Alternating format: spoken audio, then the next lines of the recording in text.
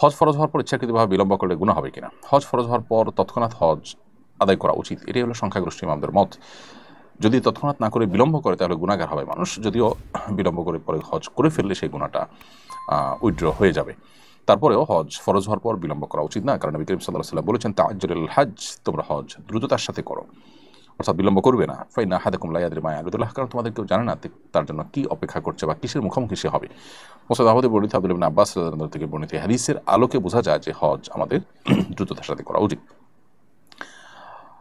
স্বাস্থ্য উপদেষ্টা পিতৃত্বকালীন ছুটি চালু করার সম্ভাবনার কথা জানিয়েছেন, আদতে এর প্রয়োজন আছে বলে মনে করেন কিনা, আর এটি শরীয়ত সম্মত কিনা? মাতৃত্বকালীন ছুটি থাকে, খুব যৌক্তিক। ঠিক একইভাবে পিতৃত্বকালীন একটা ছুটি থাকাটা আমার কাছে অযৌক্তিক মনে হয় না। সেটা হতে পারে 2-4-5 দিন, কিন্তু সন্তান হওয়ার পর একজন পিতার কিছু ব্যস্ততা থাকে, নিশ্চয়ই সেই ব্যস্ততার জন্য তাকে একটা ছুটি দেওয়াটা আমার কাছে অন্যায্য মনে হয় না। ঢাকা কলেজ ও সিটি কলেজের শিক্ষার্থীদের মধ্যে প্রায় সংঘর্ষের ঘটনা ঘটে, অনেক আগে থেকেই এই সংস্কৃতি চলে আসছে, কোনো উদ্যোগে এটা বন্ধ করা যাচ্ছে না। দ্বিতীয় শিক্ষার্থীদের প্রতি আপনার নসিহত কী হবে? দেখুন, আমার নসিহত যেটুকু করার সেটা তো আমি করবই, আমার ভাই, আমার সন্তান, আমার একান্ত আপনজনের মতো প্রিয় পরম প্রিয় শিক্ষার্থীদেরকে আমাদের নসিহত করার দায়িত্ব আমরা করব।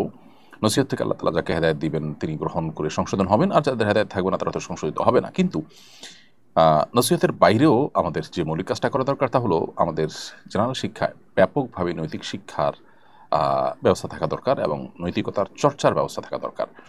এবং প্রয়োজনে যদি অবস্থানগত কারণে বারবার এ ধরনের কনফ্লিক্ট তৈরি হয়ে থাকে, তাহলে সেক্ষেত্রে কর্তৃপক্ষ এটা নিয়ে ভিন্ন চিন্তা করা দরকার যে এটা যে কোনো মূল্যে যেন বন্ধ হয়।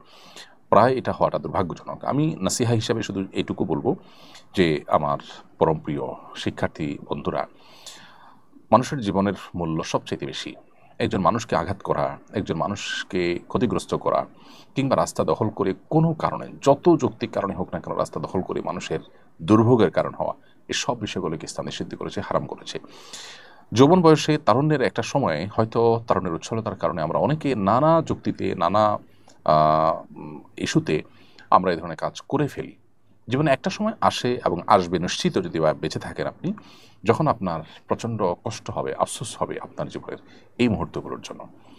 অতএব এ ধরনের মারামারি, এ ধরনের হানাহানি, সেটা কোনো কারণে, সেটা আপনার রাজনৈতিক কোনো দলের প্রতি আনুগত্য থেকে হোক অথবা অন্য কোনো ইস্যু থেকে হোক, যৌবনের এই সময়টাতে রক্ত গরম থাকে, ঠুনকো ইস্যুকে কেন্দ্র করে আমার কোনো বন্ধুকে কেউ আঘাত করেছে, কিছু বলেছে, অতএব আমি তুলকালাম করে ফেললাম, এরকমটি অনেক সময় তরুণদের মধ্যে হয়ে থাকে। কিন্তু বয়সে একটা সময় এসে এগুলোর জন্য অনেক আফসোস হয়, কিন্তু মানুষ আর পেছনে ফিরতে পারে না। এই জন্য বুদ্ধিমান তরুণদের কাজ হলো তারা এই সমস্ত ক্ষেত্রে নিজেকে নিয়ন্ত্রণ করবার চেষ্টা করে। একজন মুসলিম তরুণ তিনি নিজেকে নিয়ন্ত্রণ করবার চেষ্টা করবেন, নিয়ন্ত্রণহীন হবেন না, অতএব সবর করবেন এবং কোন অবস্থাতেই অন্যায়, অন্যকে আঘাত করা, মানুষের দুর্ভোগের কারণ হওয়া, এগুলোতে কখনো সামিল হবেন না। আল্লাহ তাআলা আপনাদেরকে সে তৌফিক দান করুন।